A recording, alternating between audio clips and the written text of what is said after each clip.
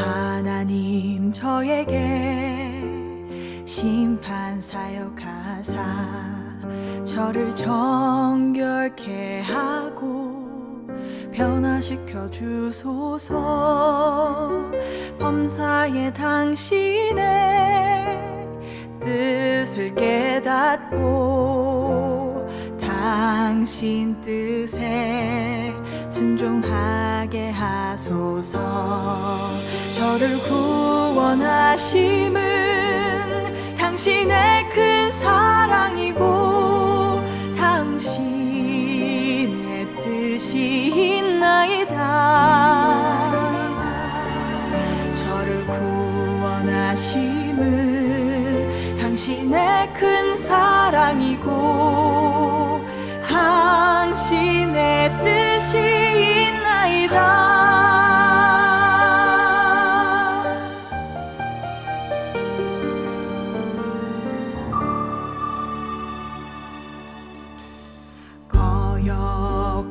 거역하고 타락한 성품과 배반하는 본성 갖고 있지만 사람을 구원하시는 당신 뜻을 깨달았나이다.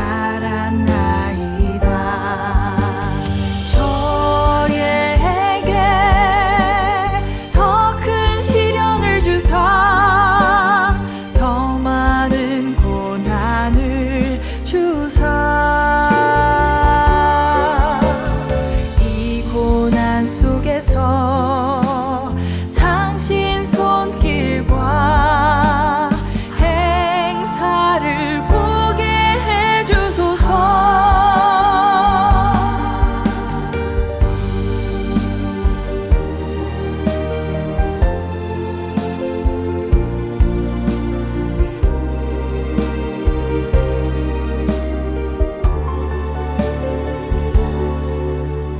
저에게 시련과 연단 주시나 당신의 사랑임을 아나이다. 저의 분량에 따라 공급해 주소서.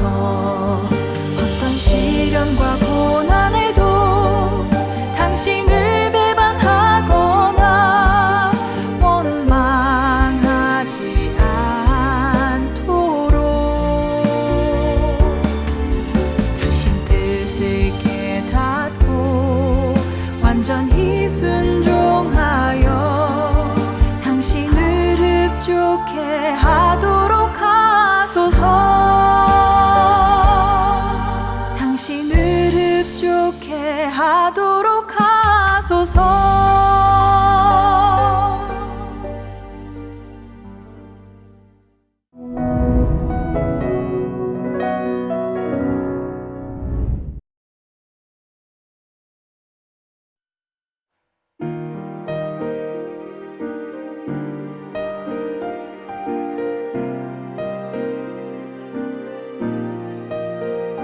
God created mankind when a man has been corrupted, or if they follow him, God treats mankind as cherished ones, or as man might say, his dearest kin.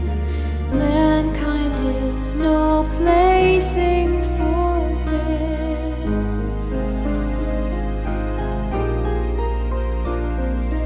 He's the creator and man his creation. It seems that rank is different, but all God does for man goes far beyond their relationship. God loves mankind and cares for it and shows man to concern.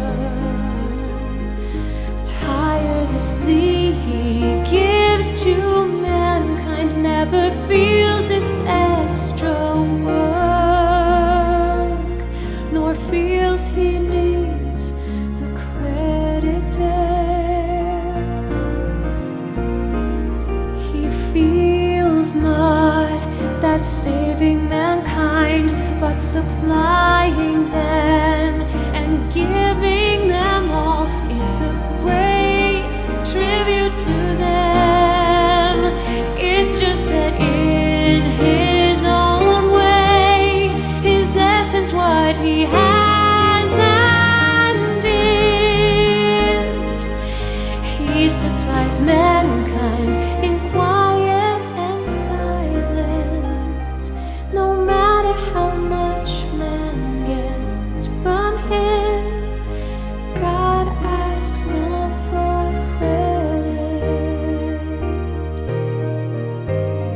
It's determined by His essence. It's true to His disposition.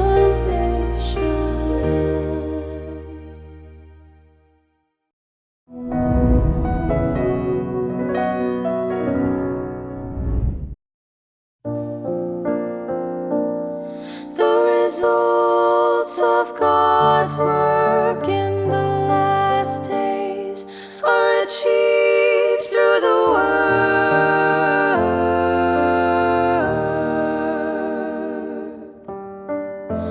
Through the Word.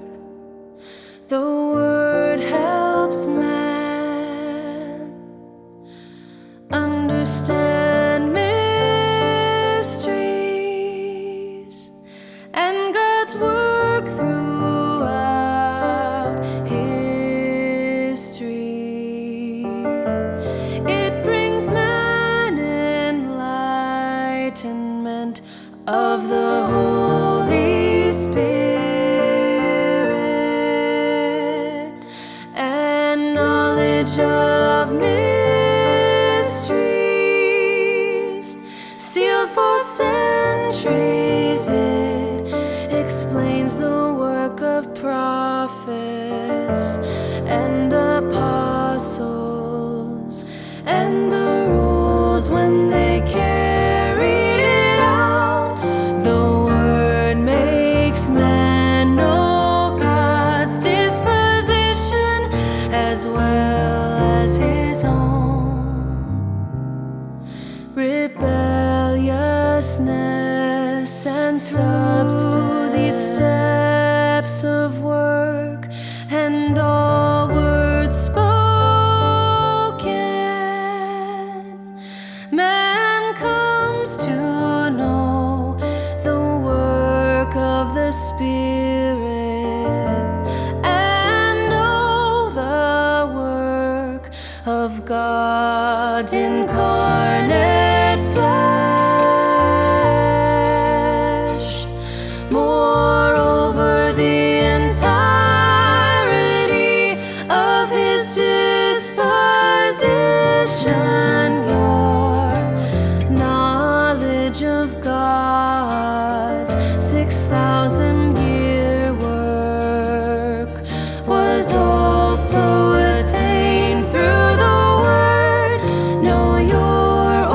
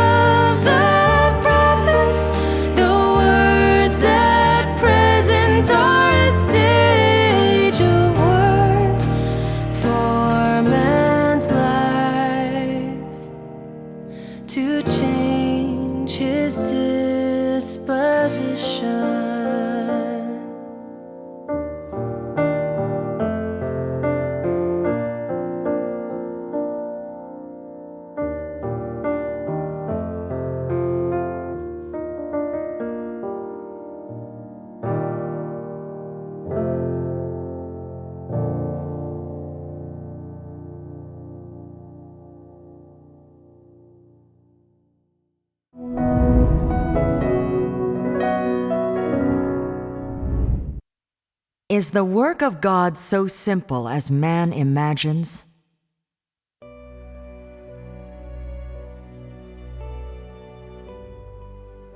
As one who believes in God, you should understand that today, in receiving the work of God in the last days and all the work of God's plan in you, you have really received great exaltation and salvation from God. All of God's work in the entire universe has focused on this group of people.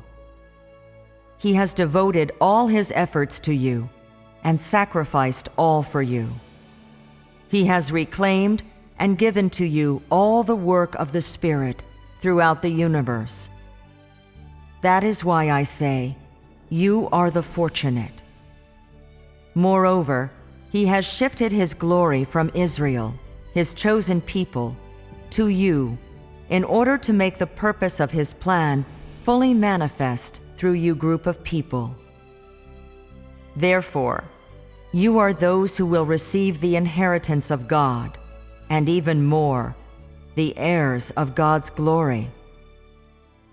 Perhaps you all remember these words, "For our light affliction, which is but for a moment, works for us a far more exceeding and eternal weight of glory." In the past, you have all heard this saying, yet none understood the true meaning of the words. Today, you know well the real significance they hold. These words are what God will accomplish in the last days, and they will be accomplished upon those cruelly afflicted by the great red dragon in the land where it lies. The great red dragon persecutes God and is the enemy of God. So in this land, those who believe in God are subjected to humiliation and persecution. That is why these words will become reality in you group of people. As the work is carried out in a land that opposes God, all of his work is met with inordinate hindrance, and many of his words cannot be accomplished in good time. Hence, people are refined because of the words of God. This too is an element of suffering. It is greatly arduous for God to carry out his work in the land of the great red dragon. But it is through such difficulty that God does a stage of his work to make manifest his wisdom and wondrous deeds. God takes this opportunity to make this group of people complete. Because of people's suffering, their caliber, and all the satanic disposition of people in this unclean land, God does his work of purification and conquest, so that from this he may gain glory and gain those who stand witness to his deeds. This is the full significance of all the sacrifices that God has made for this group of people. That is to say, God does the work of conquest just through those who oppose him. Therefore, only doing so can manifest the great power of God. In other words, only those in the unclean land are worthy to inherit the glory of God, and only this can give prominence to the great power of God. That is why I say, the glory of God is gained in the unclean land and from those who live within. This is the will of God. This is just as in the stage of Jesus' work. He could only be glorified among those Pharisees who persecuted him. If not for such persecution and the betrayal of Judas, Jesus would not have been ridiculed or slandered, much less crucified, and thus could never have gained glory.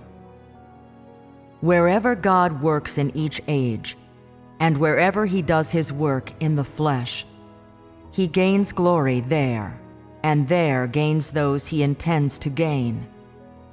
This is the plan of God's work, and this is his management. In God's plan of several thousand years, the work done in the flesh is in two parts. First is the work of the crucifixion, for which he is glorified. The other is the work of conquest and perfection in the last days, through which he will gain glory. This is the management of God. Thus, do not regard as too simple the work of God or God's commission to you. You are all heirs of the far more exceeding and eternal weight of glory of God, and this was specially ordained by God. Of the two parts of his glory, one is revealed in you. The entirety of one part of God's glory is bestowed upon you, so that it may be your inheritance. This is the exaltation from God and his plan predetermined long ago. Given the greatness of the work God has done in the land in which the great red dragon dwells, such work, if moved elsewhere, would have long ago borne great fruit and been easily accepted by man. And such work would be far too easy to accept for those clergymen of the West who believe in God, for the stage of work by Jesus serves as a precedent. This is why he is unable to achieve this stage of work of glorification elsewhere. That is, as there is support from all men and acknowledgement from all nations, there is no place for the glory of God to rest. And this is precisely the extraordinary significance that this stage of work holds in this land. Among you, there is not one man who receives the protection of the law. Rather, you are penalized by the law, and the greater difficulty is that no man understands you, be it your relatives, your parents, your friends, or your colleagues. None understand you. When God rejects you, there is no way for you to continue living on earth. However, even so, people cannot bear to leave God. This is the significance of God's conquest of people, and this is God's glory. What you have inherited this day surpasses that of all former apostles and prophets, and is greater even than that of Moses and Peter. Blessings cannot be received in a day or two. They must be earned through much sacrifice. That is, you must have refined love, great faith, and the many truths that God asks you to attain. In addition, you must be able to set your face toward justice and never be cowed or submit. And you must have a constant and unabating love for God. Resolution is demanded of you, as is change in your life disposition. Your corruption must be remedied, and you must accept all the orchestration of God without complaint, and even be obedient until death. This is what you ought to achieve. This is the final aim of God, and the demands God asks of this group of people. As he bestows upon you, so too must he ask of you in return, and make of you fitting demands. Therefore, all the work of God is not without reason, and from this can be seen why God time and again does the work of high standards and strict requirements. This is why you ought to be filled with faith in God.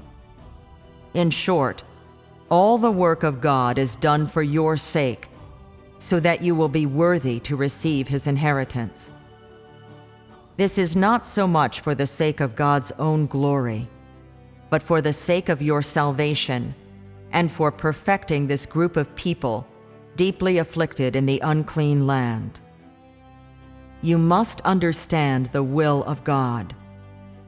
And so I exhort the many ignorant people without any insight or sense. Do not test God, and resist no more. God has already endured all suffering that man has never endured, and long ago suffered more humiliation in man's stead. What else can you not let go of?